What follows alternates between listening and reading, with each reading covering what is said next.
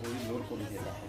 ठीक आहे, लोड करून घेतल्यानंतर बेसिक तुझं पोझिशन काय असेल, बूट बाहेर ठेवायचं, बरोबर. हात खाली द्यायचा, बॅक साईड फोर साईड दोन्ही मॅच करायचं, बोट आत द्यायचं, देन यू टू फाईट.